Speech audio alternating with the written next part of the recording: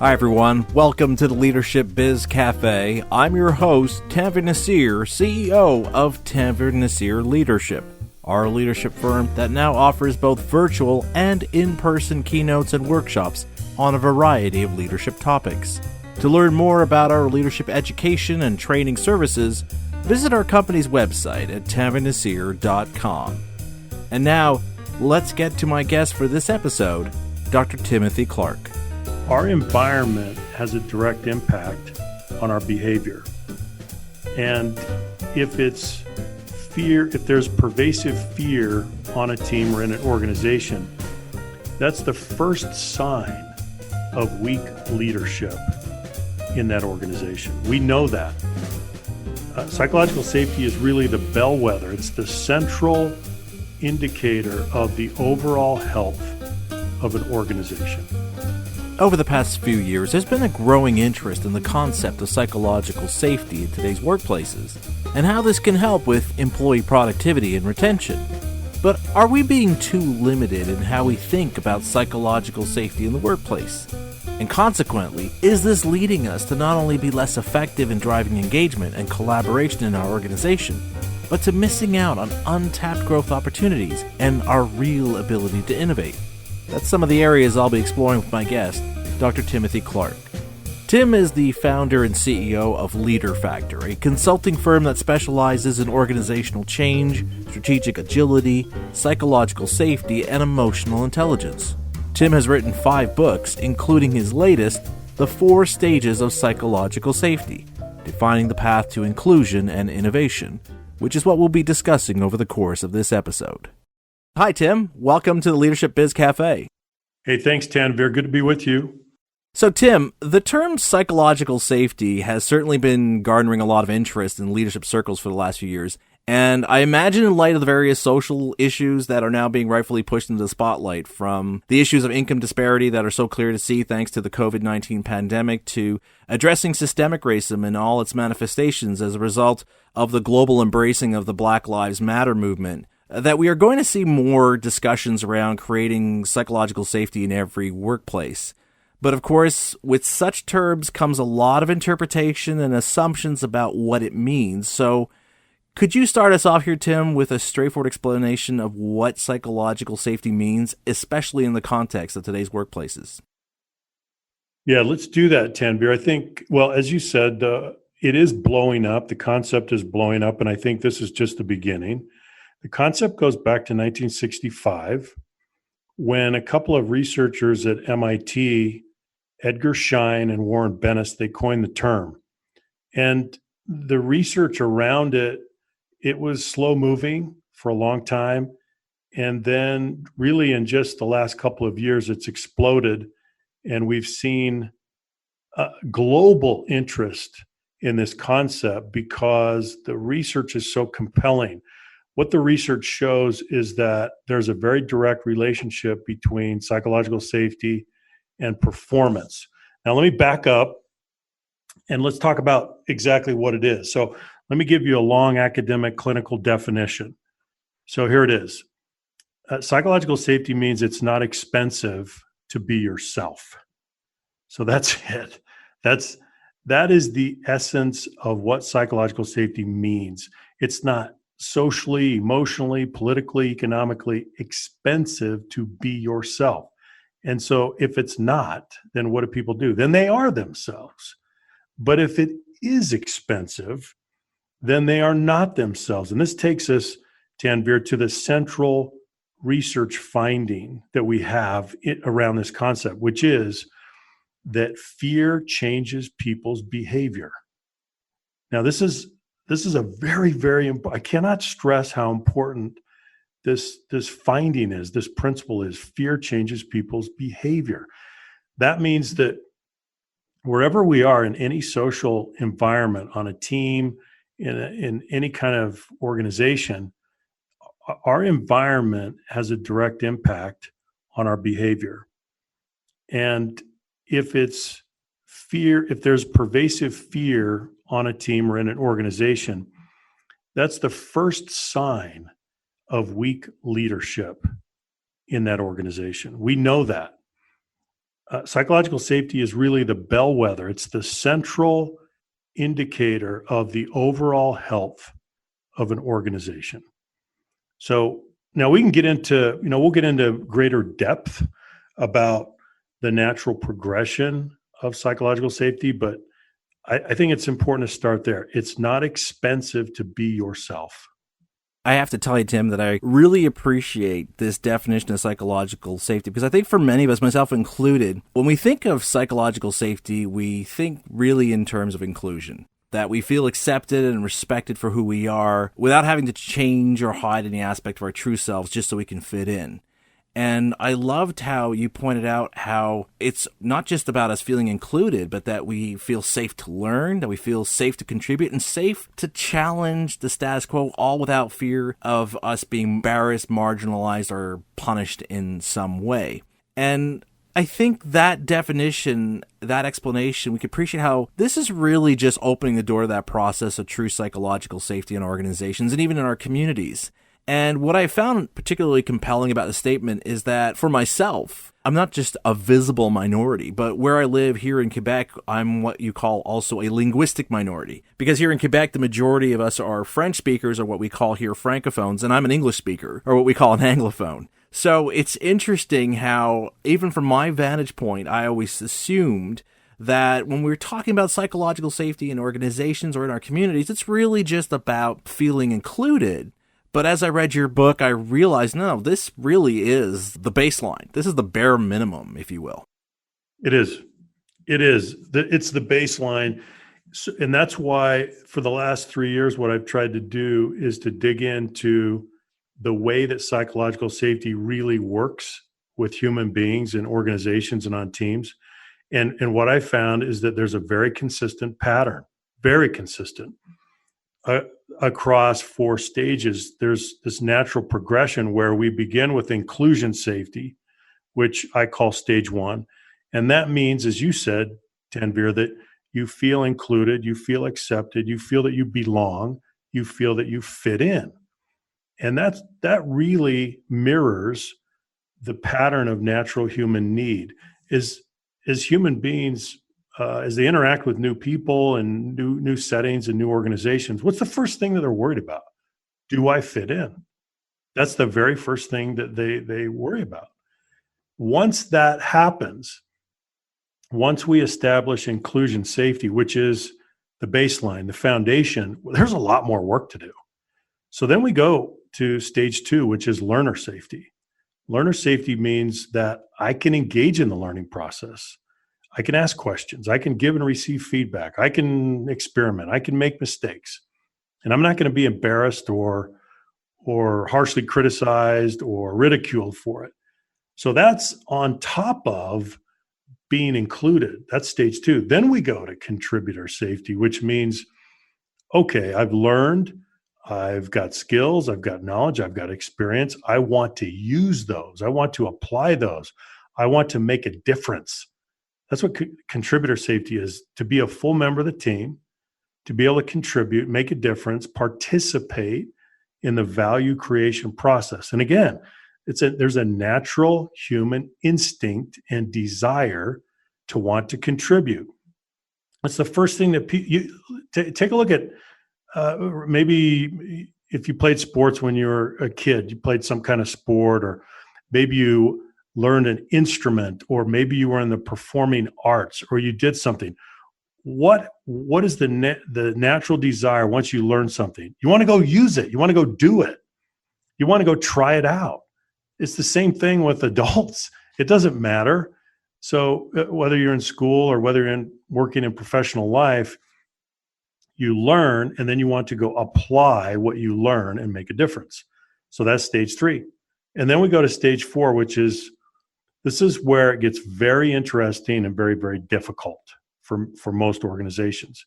Stage 4, we call challenger safety, which, as you said, Tanvir, means that you feel safe enough to challenge the status quo without risking your personal standing or reputation. Now, think about the risk that you take when you do that. So this puts you in the ultimate position of vulnerability and personal risk to challenge the status quo. And some people are pretty comfortable, pretty confident in doing this.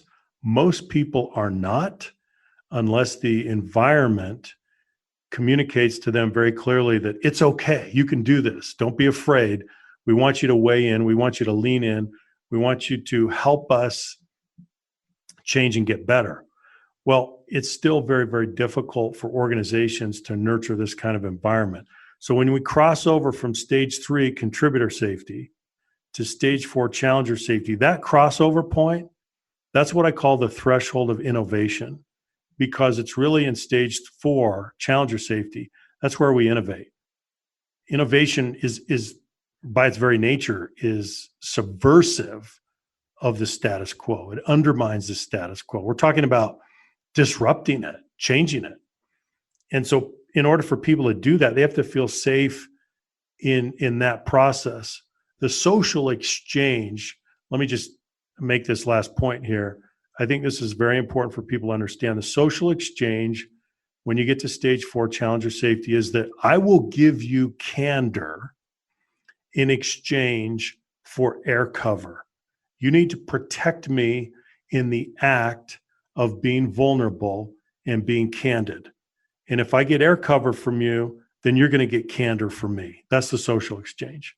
But it's difficult to get all the way to stage 4. You know, Tim, one of the things I love to do on my show is I always love to play devil's advocate. And I've had leaders where I present these things that we need to be doing as leaders to improve the dynamics in our organization, the way we engage and empower employees. And there's always that leader in the audience who will say, you know what, glad I'm checking off on my tick list. I do all those things. Thank you for reinforcing that I'm doing everything right. And you talk to people in their team and like, he doesn't do any of those things, right? That's right.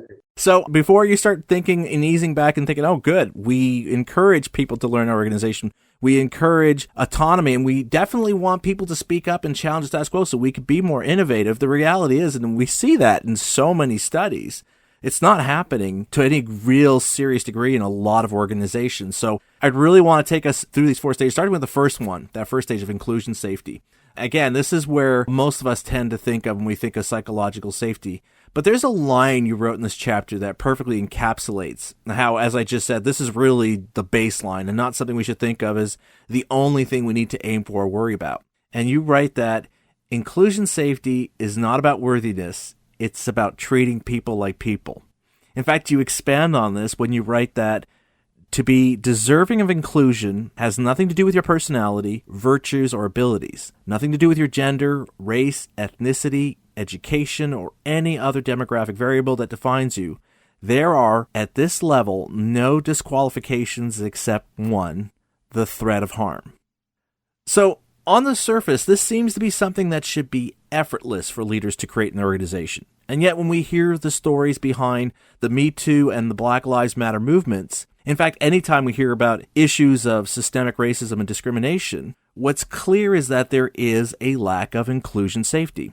So why, Tim, is something as simple as treating people as people, independent of worthiness, an ongoing challenge? And perhaps more importantly, how can we know for sure we are, in fact, promoting inclusion safety in our organization as opposed to simply believing we are? Sure. Well, let's go back to the why question, Tanvir, first. Why do we struggle with this so much? We struggle because of the universal human condition of being insecure. Human beings are insecure. And they want to fit in, and they want to matter, and they want to be important. So let's go back to the principle of inclusion safety that you touched on. The way that I frame it in the book is to say that worth precedes worthiness. So inclusion safety is based on your worth, your inherent intrinsic worth as a human being. Worthiness comes later. Issues of performance and are you measuring up, that comes later. That's not what we're talking about. We're talking about inherent worth. So if you're human and you're harmless, then you are entitled to inclusion safety. It's a human right. It's not something that you earn. It's something that you're owed. And think about how much we struggle with this. It's crazy throughout organizations. And we have continued to struggle. Now, why do we struggle? Well, we have governed our organizations and institutions and teams with, as I call it in the book, junk theories of superiority. We try to justify superiority with all kinds of reasons. So I'm better than you based on my education or my money or my ethnicity or my gender or my athletic prowess or my beauty or it goes on and on and on. And all of those theories of superiority are patently false. They're all false. Or I've got a higher rank than you, or I've got more position or title or authority. My political ideology is better than you, or my philosophy is better than you. My family's better than you. My neighborhood's better than you. This is what we do. So we create these divisions and these boundaries, and then we struggle. So think about what's happening now. Is there any way that you can justify racism? Is there any way that you can justify racism? No, there's not. It's a junk theory of superiority. That's what it is. So when people get insecure, they grasp for some reason to elevate themselves and subordinate other people. And that's what we do. That's why inclusion safety is stage one. It's the baseline. It's the foundation. And why do we continue to struggle? Because we have leaders in organizations that continue to perpetuate and model these junk theories. And they tell themselves soothing stories about how important they are and how special they are. And they're a little bit more special than the next guy. Well, that's complete rubbish. But this is what we've been doing for centuries and millennia as human beings. And what's so fantastic, though, Tanvir, about what's happening now is because I've been talking to all kinds of leaders and executives over the last couple of weeks. All of them are conducting an institutional examination of conscience at a deeper level, probably, than they have ever done in their entire lifetimes. And that is a good thing, because we've got to get rid of the self-deception that we often swim in organizations. It's the only way. Until we get honest, we can't overcome these things. And so I do think that the good news is that I see more unvarnished examination, more penetrating, more unsparing self-inventory going on right now than I've seen perhaps in my lifetime. So I'm pretty excited about that. Yeah, it's certainly encouraging, and I'd like to think most of us appreciate these issues as being important, but I don't think we've ever thought of them as being urgent. And I think that's what we're seeing now is it's now shifted from not just being important, but being urgent, and combining those two together. Having an issue which is urgent and important is now hopefully giving the necessary focus and attention that's required to address this issue. So now that we've covered this as being the baseline, I'd love for us to shift to look at these other stages you write about. As, again, I think many of them are not necessarily front of mind when we think about ensuring we are creating and promoting psychological safety in our organization. And I would love to discuss with you the next stage of psychological safety, what you call learner safety, as one of the leadership keynotes I give is around how leaders can create continuous learning environments in their organization. Now, it's practically become an axiom in today's workplace environments that all employees of an organization, leaders included, have to embrace a learning mindset in order for organizations to become more agile and responsive to the faster pace of change we see in today's world. Now, through my work with various leaders and organizations, I can tell you there's a definite interest in knowing their employees are learning new skills and insights to help the organization be more successful. So, just as with inclusion safety, how can leaders know if they're taking away learner safety despite being convinced otherwise? And what should they be doing to strengthen this stage of psychological safety in the organization so they are actually creating a learning environment for their employees? I think the first thing that leaders can do, Tanvir, is pay very close attention to the interpersonal dynamics on their teams, to see how aggressively and how comfortably their team members are learning. Here's what happens. So that would be number one. And then number two is you've got to pay very close attention to your patterns of interaction with the people on your team. If you push the fear button, what happens? If you push the fear button, that triggers what we call the self-censoring instinct. And we all have one. And if someone activates our self-censoring instinct, what do? We retreat, we withdraw, and we manage personal risk, which is a completely normal and natural thing to do because we're adaptable creatures. That's what happens. So you need to be extremely self-aware and ask yourself, am I pushing the fear button at any time?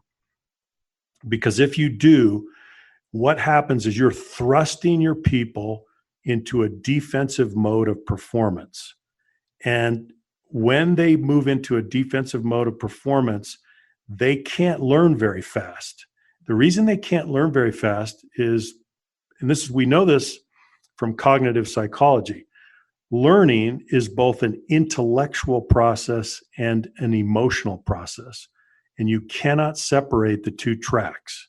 They are interwoven. One of the case studies that I give in the book, Tanvir, is I talk about that in the United States, a student drops out of high school every 26 seconds. Now, why is that? Is it because they can't do the academic work? No. Barring some legitimate learning disability, most all of them can do the academic work. The reason they drop out is because they don't feel the support, they're emotionally bruised, they're not encouraged, and so they call it quits. Adults are no different. If you go into any team, just pay attention to what I call acts of vulnerability. There's always risk. There's always a little fear. There's some inhibition associated with learning. Learning has some risk with it, right? As you said. Now, some people are pretty confident about that. Others are not. So it's your job as the leader to nurture learner safety. And the way that you do that is that you encourage and you disconnect fear from failure. You disconnect fear from mistakes, because those two things don't naturally or necessarily go together, even though often we think they do, but they don't. And one of the other case studies I give in the book is I talk about this high school teacher. He's a high school calculus teacher. He's one of the best in the world, and he disconnects fear from failure in his classroom to such an extent that the students dive in to the course material. They dive into solving problems. They make mistakes along the way. They fail along the way. But as he said to me personally, he said, Tim, he said, mistakes, he said, failure is not the exception. It's the expectation. That's how we learn. That's how we do it. Now, to your point, what is the imperative in the 21st century in this context of hyper-competitiveness and unforgiving markets? The expectation is learning agility. Learning agility means that you learn at or above the speed of change. So if you're a leader out there, if you're managing a team or an organization of any kind, your goal is that every single one of your people are learning at or above the speed of change. That's the expectation. Anything less than that, you're going to get in trouble.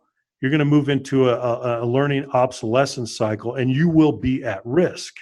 And we all know that standing still is career suicide in this context.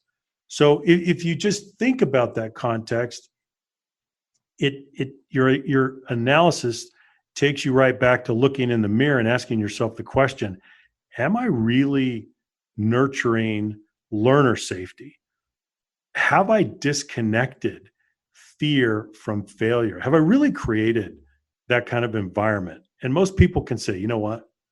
I got some work to do. Right?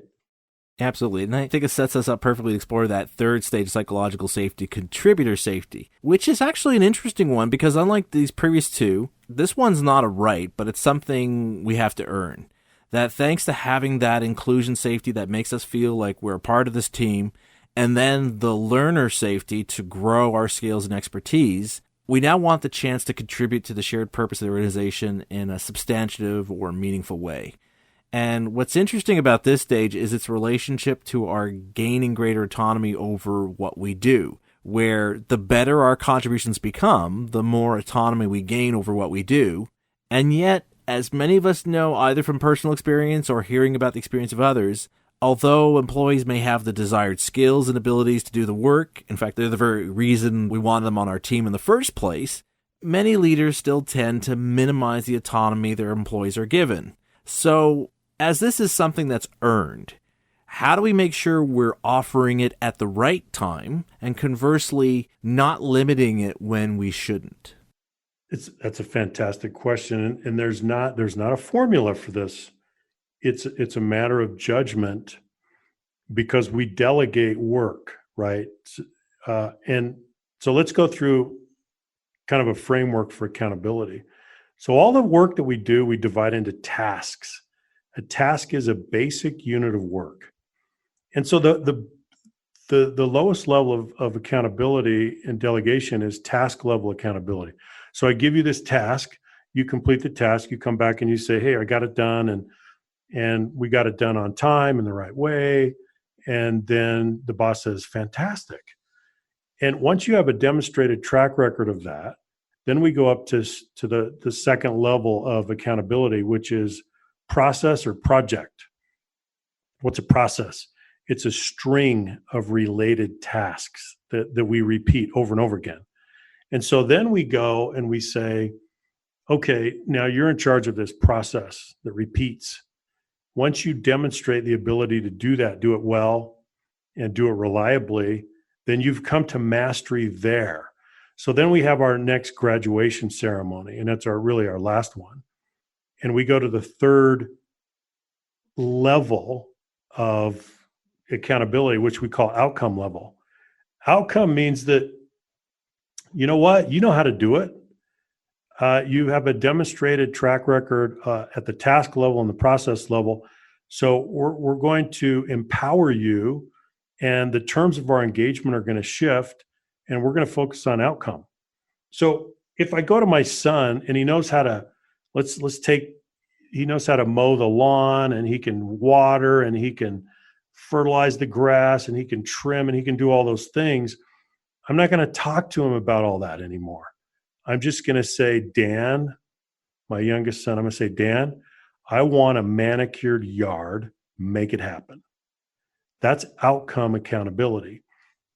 Now, we're not going to be perfect as managers as we delegate and hold people accountable, but because we have to manage risk, and that's part of our responsibility is to manage risk.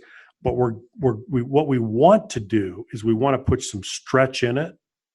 We want to challenge people. We want to empower them. Now, here's the interesting thing, Tanvir, as we think about this. And I've asked, I think, probably thousands of managers this question at this point. I explain the three levels of accountability: task, process, outcome. And then I ask them this question: at what level of accountability would you like to be managed? 99% of people say outcome. I want to be managed at outcome level. And then I ask, why? Why do you want to be managed at outcome level accountability? And they say, because that's where I have autonomy. I have independence.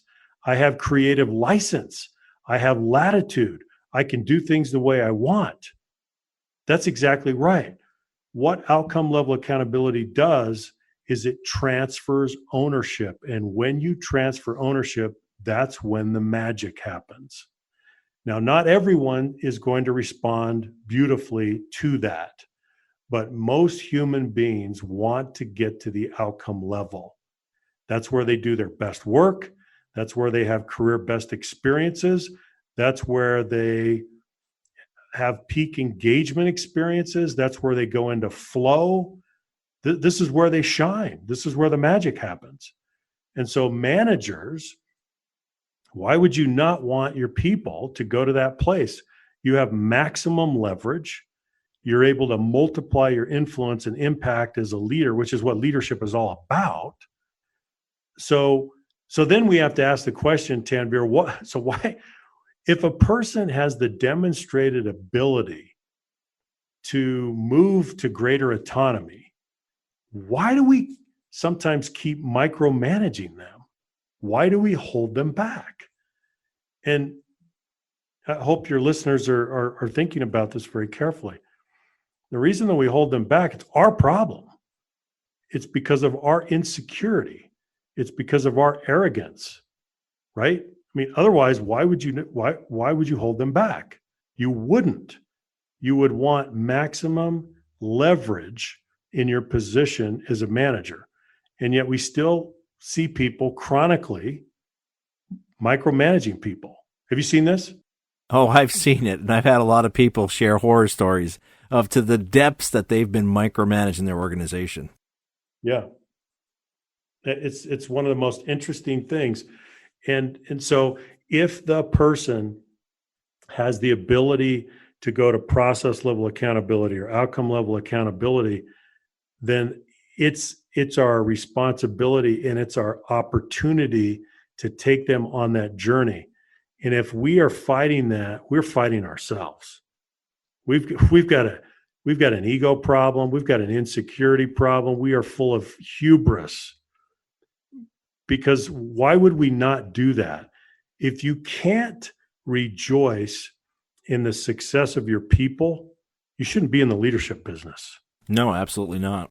You need to go be an individual contributor because you don't get it. You're not getting what leadership is all about. When you move into leadership, you shift from direct to indirect contribution. And the name of the game now is you're going to shine through the contribution of other people, and you're going to find deep satisfaction in that process. That's going to be your deepest form of compensation, and you're going to love doing that. That's what leaders do. So if you haven't made that psychological transition to be able to rejoice in the success of your people, then you need to back up. And you need to ask yourself, why am I doing this? Why do I even want to be a manager? And who would even want to be led by me? Right? So you need to go make that transition, and you need to do a little soul searching. So, Tim, now that we've covered the first three stages of psychological safety, I want us to address that fourth stage, psychological safety, challenger safety, where we welcome employees to challenge the status quo because we trust our employees to be pushing these changes because it will allow us to improve what we do and or the way we operate, which is exactly what innovation is. It's disrupting the way things are in favor of something new that creates new value in some way.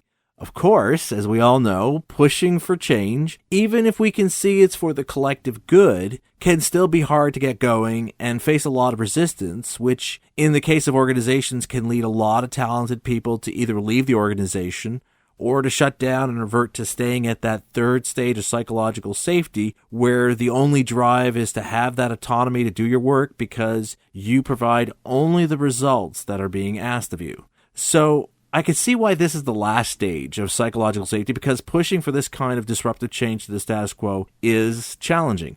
So what should leaders be doing to ensure that if they reach that third stage of psychological safety, they are creating that safe space for employees to now question and challenge the status quo in order to fuel real innovation in their organization?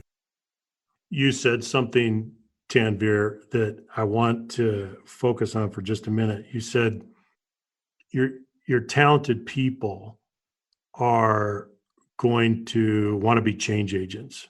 Now, let's think about that for a minute. This is profoundly important on teams and in organizations.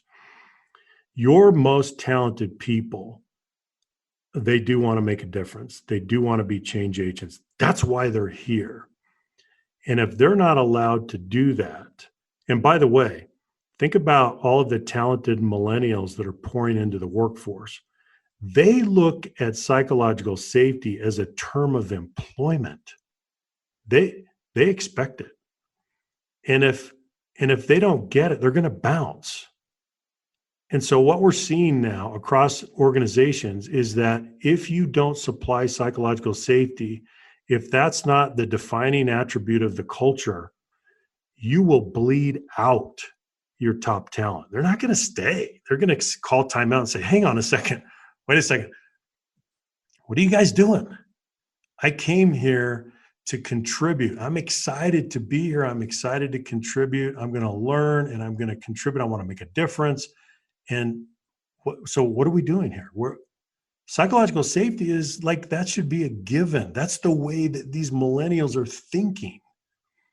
So I would encourage all of the listeners to reflect on this.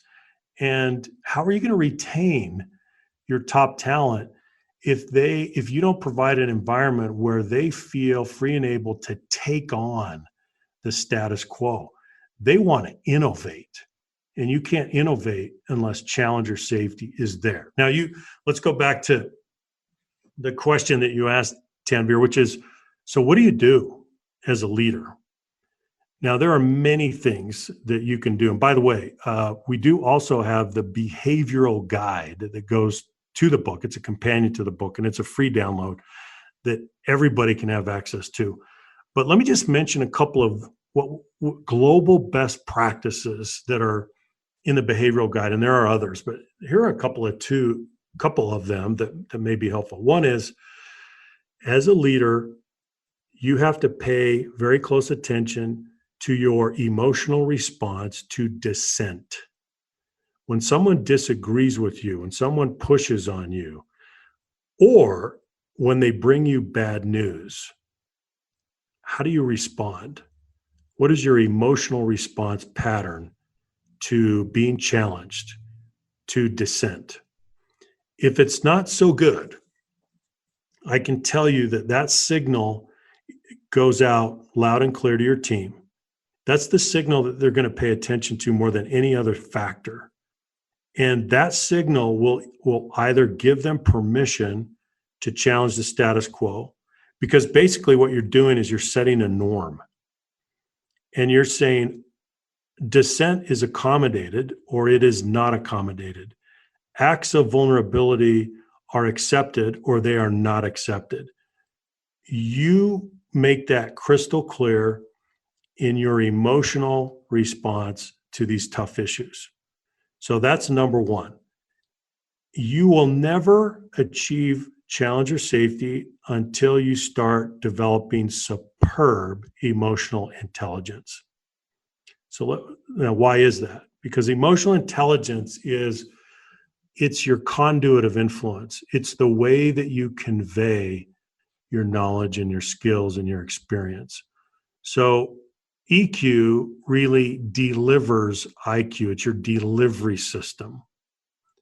And that's what people are going to be paying attention to. So number one is try to start cultivating superb emotional intelligence and make sure that you're responding favorably and with encouragement to dissent. Now, here's a second global best practice that I'll pass along, and that is that when your team is addressing a decision or a potential course of action or an initiative or a priority, and you're trying to figure things out, take half your team and say, okay, you, and you are now the loyal opposition. We are assigning you to dissent. We want you to tell us why this is a dumb idea, what's wrong with it, where it's flawed, where it will break, why it won't work. This is your job. Now, here's what happens. If you assign dissent officially, formally, from the beginning, what it does is it replaces personal risk with institutional permission. Does that make sense? So, Tanvir, if we say to you, you're going to be our loyal opposition, and we want you to challenge, it's your assignment to challenge. When we give you that assignment, it takes most of your personal risk away because we've replaced it with institutional permission. You're going to do your job. Now, you may still be you may still feel tentative and be fearful about it a little bit, but you're going to do it and you're going to get better at it. And as you do, and as it's accepted, and as you're supported and encouraged in that process, you're going to do it even more. It'll come more naturally. So there's this expectation of dissent, and we institutionalize it by making it an assignment. So those are a couple of global best practices that I would point out that I have seen profound effects with on teams. So hopefully that's helpful. Well, I think it's very helpful. And I think, Tim, it's clear to our listeners that if we want to fuel true innovation in our organization where we're tapping into the full creativity and insights of all of our employees, we need to attain this fourth stage of psychological safety. But to do so, we need to start at the beginning with making efforts to ensure we're creating inclusion safety in our workplaces. So to wrap up our conversation today, what do you see, Tim, as being the biggest challenge leaders face in terms of addressing psychological safety in their workplace? And conversely, what do you see as being the biggest opportunities that arise when we commit to making this effort? Well, I think the biggest opportunity certainly varies depending on who you are as a leader and what's happening in your organization or on your team. I would encourage every leader to do a very careful and thorough and accurate assessment of where you are. You've got to get a baseline for where you are in terms of the level of psychological safety, because as we said, it's not a binary proposition. It's not something that either you have or you don't have. It's a matter of degree. So where are you? And you can do that through interviews. You can do that through, we have 4 stages team survey, but you've got to know where you are. If you don't have bearing points to comprehend your position, you cannot make progress. So you've got to know where you are. And I guess I think a big opportunity is simply to start implementing some of these very simple behaviors that make such a big difference. And I guess the other thing that I would say is that you have to realize that as a leader, you are not a neutral player. You either lead the way or get in the way. And that's just what's going to happen by virtue of the fact that you are a leader. By virtue of your position, you're going to lead the way or get in the way. And that deserves some very careful reflection to think about your patterns. And if you are nurturing psychological safety, or if you're getting in the way, are you pushing the fear button at any time? Are you activating people's self-censoring instinct? These are things that you need to reflect on, and you need to have some pretty candid conversations with your team members, both together and individually. So that's a bit of encouragement. That it is. Tim, I want to thank you both for coming on my show and for writing this book, which does a fantastic job of bringing clarity, not only to understanding what psychological safety really is and how we can go about enabling it through our leadership, but the collective benefits we stand to gain by creating workplace conditions that allow all employees to not just feel included, but to bring their very best to the table so as to challenge all of us to deliver and create our very best. Thanks, Tanvir. It's been a real pleasure. So I hope this conversation has helped give you not only a better understanding of the nature of psychological safety and how we're really only scratching the surface in terms of addressing this need, but also how leaders can go about making sure they are in fact creating a workplace environment that brings out the best in everyone they lead. To learn more about Tim's book and his work on psychological safety, as well as some articles of mine that build on some of what we discussed, please check out the show notes for this episode on my website at tanvirnaseer.com/LBC. And that's a wrap for this episode of Leadership Biz Cafe, brought to you by Tanvir Naseer Leadership. If you're looking for more insights on how to improve your leadership going forward, I invite you to check out our company's website at tanvirnaseer.com to see how we can help, both through virtual and in-person leadership keynotes, workshops, and training events. And if you enjoyed listening to Timothy and I talk about the importance of leaders creating these 4 stages of psychological safety, I'd appreciate your support for this show by sharing it with your colleagues and employees. A real easy way to do this is to simply share our podcast page at tavinasir.com/LBC. On our podcast page, we have a built-in media player that will allow you to listen to every episode of our show.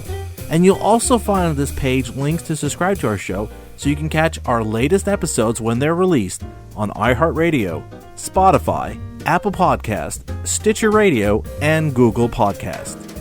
And with that, I'm Tanvi Nasir, and you've been listening to Leadership Biz Cafe.